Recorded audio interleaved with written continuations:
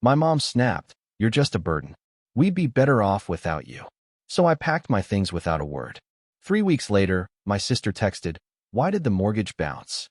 I just replied, "Guess you'll have to manage without your burden." Then I watched the house go dark, one room at a time. I, 26M, was the family ATM until mom called me a burden. Now they're learning what that burden was worth. The words hit me like a physical blow. Mom's face was twisted with frustration as she screamed that I was just a burden and they'd be better off without me. I stood there in the kitchen doorway, still holding my laptop bag, having just gotten home from my second job. The silence that followed was deafening. I didn't argue, didn't defend myself. I just turned around and walked upstairs to my room. Behind me, I could hear Dad trying to calm Mom down, telling her she didn't mean it. But we both knew she did. For the past 4 years, I'd been living at home to help keep the family afloat. While my friends were out building their own lives, I was working 2 jobs and funneling almost every penny into household expenses. The mortgage, utilities, groceries, car payments, my younger sister's college tuition, it all flowed through me. I convinced myself I was being a good son, helping my family through tough times after Dad's hours got cut at the factory. That night, I sat on my bed and really looked at my life.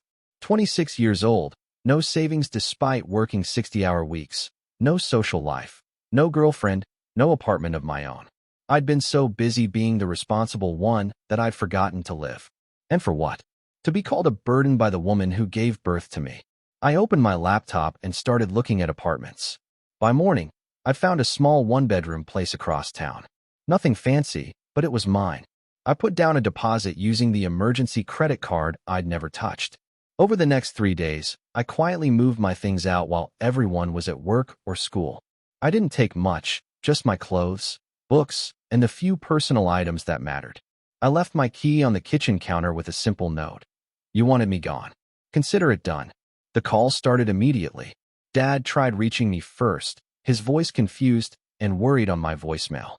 He wanted to know where I was, said Mom was just stressed and didn't mean what she said. My sister called too, asking why I'd moved out so suddenly, saying everyone was freaking out. I didn't answer any of them. The first week in my new place felt strange. I came home to silence, cooked simple meals for one, watched whatever I wanted on my small TV. For the first time in years, my paychecks were mine. I opened a savings account and watched with fascination as money actually accumulated instead of disappearing into the family black hole. My phone kept buzzing with messages. Dad asking me to come home for dinner. My sister wondering if I was okay. Even some cousins reached out, apparently having heard I'd moved out. But nothing from Mom. Radio silence from the woman who'd called me a burden. 2 weeks passed. I'd established a routine: work, gym, home, repeat. I was sleeping better than I had in months. No more lying awake worrying about whether we could make rent, or if the car would pass inspection, or how we'd afford my sister's textbooks. Those weren't my problems anymore. Then came week 3. I was at my apartment making dinner when my sister texted me. Her message was short and panicked. "Why did the mortgage bounce?" I stared at the message for a long moment, then typed back, "Guess you'll have to manage without your burden." My phone exploded with calls after that. I let them all go to voicemail. Dad's voice was strained as he explained that the bank had called about the missed payment. They had no idea how they were going to cover it. Mom had called in sick to work again. Apparently her stress had gotten worse since I left. Could I please just come home so we could talk? I deleted the voicemail. The next message was from my sister. She sounded scared as she explained that they'd gotten notices from the electric company and the gas company too. She asked if I could at least help with those until they figured things out. I deleted that one too. By the end of the week, the calls had become desperate. Dad admitted they'd had no idea how much I was actually contributing. He'd thought Mom's job was covering most of the expenses. Mom apparently thought Dad was handling more than he actually was. They'd been living in a bubble of financial ignorance that my contributions had maintained. My sister's next message was different. She was crying as she explained that they were going to lose the house. She apologized for not appreciating what I did. She begged me to at least talk to them, but it was too late for apologies. Every time I thought about going back, I remembered Mom's face that night. The disgust in her voice when she called me a burden. The casual cruelty of telling her own son the family would be better off without him. The fourth week brought a new development. My sister texted that the electricity had been shut off. They were using candles and flashlights at night. Mom had finally gone back to work, but her part-time retail job barely covered groceries. Dad was picking up every overtime shift he could get, but it wasn't nearly enough to catch up on the missed payments. I found myself driving past the house one evening after work. It was dark except for the flickering glow of candles in the living room window. My sister's car wasn't in the driveway, probably staying with friends who had electricity. The yard, which I'd maintained every weekend, was already looking overgrown. For a moment, I felt a pang of guilt. These were my family members, after all. But then I remembered all the times I'd come home exhausted from working double shifts, only to be met with complaints about not doing enough around the house. All the times my contributions were taken for granted, expected without gratitude. The guilt faded. Update 1. A month and a half after I moved out, Dad showed up at my apartment. I'd given my new address to my employer for tax purposes, and somehow he'd gotten it from Mom's cousin who worked in HR there. He looked terrible, thinner, more gray in his hair, deep circles under his eyes. He asked if we could talk, and despite everything, I let him in. We sat across from each other in my small living room, the awkwardness thick between us. Dad explained that they were 2 months behind on the mortgage now. The bank had started foreclosure proceedings. Mom had taken a second job, but she was struggling with what he carefully called emotional issues since I left. My sister had moved in with her boyfriend to save money and help with bills, but even her contribution wasn't enough. He asked if there was any way I could help, even temporarily, just until they got back on their feet. He promised things would be different, that Mom understood now how much I'd been doing. I asked him where Mom was now, and he admitted she was sitting in his truck in my parking lot. She'd wanted to come up, but was too ashamed to face me. I told him I was sorry they were struggling, but I wasn't coming back. I explained how I'd been working myself to death for years while being treated like I wasn't doing enough. How I'd given up my 20s to keep their house afloat, only to be told I was a burden when I finally showed signs of exhaustion.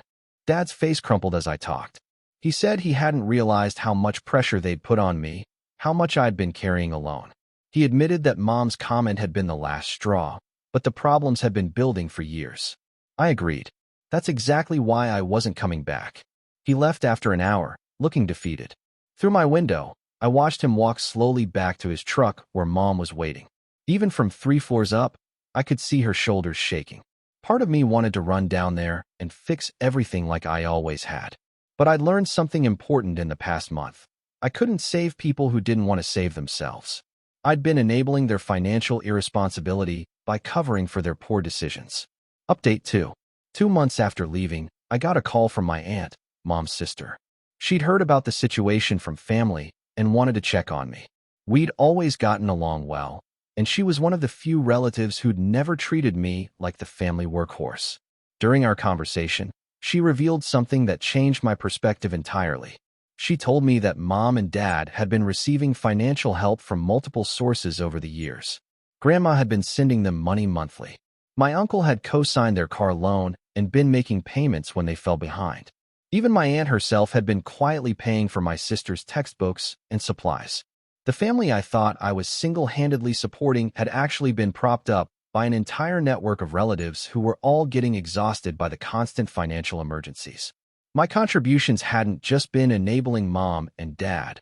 I'd been inadvertently enabling a whole family system of dysfunction. My aunt also told me something that hit like a punch to the gut.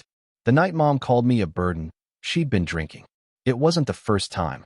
Apparently, Mom had been struggling with alcohol for months, drinking to cope with the financial stress. Dad had been covering for her, making excuses for her missed work days and erratic behavior. This revelation complicated my feelings. Was Mom's cruelty just drunken words she didn't mean? Or did alcohol simply lower her inhibitions enough to say what she really felt? My aunt suggested that maybe the family crisis would force everyone to face reality. Sometimes people need to hit rock bottom before they make real changes. She asked if I was happy, and for the first time in years, I could honestly say yes. I was building a life for myself. I'd gotten a promotion at my main job and quit the second one. I was dating someone I'd met at the gym. I had money in savings and plans for the future. I was no longer a burden to anyone, least of all myself. Update 3. 3 months after leaving home, the foreclosure was finalized. My family lost the house I'd helped pay for over 4 years. My sister texted me with the news, along with photos of them packing up their belongings. The images showed boxes stacked in rooms that had once been filled with the furniture I'd helped buy. They'd found a small apartment across town, a 2-bedroom place that was all they could afford with their combined incomes. My sister had to quit college and get a full-time job to help make ends meet. Mom was working 2 jobs and had supposedly stopped drinking, though my sister's careful wording made me suspect that was still a work in progress. Dad had taken a second job doing weekend maintenance at an office building. He was working 7 days a week now, doing what I'd been doing for years. My sister mentioned that he finally understood why I'd been so exhausted all the time. The text that hit me hardest was when my sister wrote that Mom cried every night for the first month after they moved. Not just about losing the house, but about losing me. She'd apparently told my sister that she'd rather have me back and lose everything else than keep material things and lose her son. But she still hadn't called me herself. I spent a lot of time thinking about forgiveness during those weeks. A therapist I'd started seeing helped me understand that forgiveness didn't mean returning to the same dynamic that had hurt me in the first place. I could forgive my family while still maintaining the boundaries I'd set. The holidays came and went. I spent Thanksgiving with my new girlfriend's family and Christmas morning alone in my apartment before driving to my aunt's house for dinner. It was the first Christmas morning in years where I wasn't stressed about money or listening to family arguments about bills. My phone stayed quiet on Christmas Day. No calls from home. Update 4. 6 months after I left, something unexpected happened. I got a letter in the mail, an actual handwritten letter, not a text or email. It was from Mom. The letter was 4 pages long, written in her careful cursive handwriting. She started by apologizing, not just for calling me a burden, but for years of taking me for granted. She acknowledged that she'd been struggling with drinking and had started attending meetings. She wrote about how losing the house had forced her to face the reality of their financial situation and how much I'd been carrying.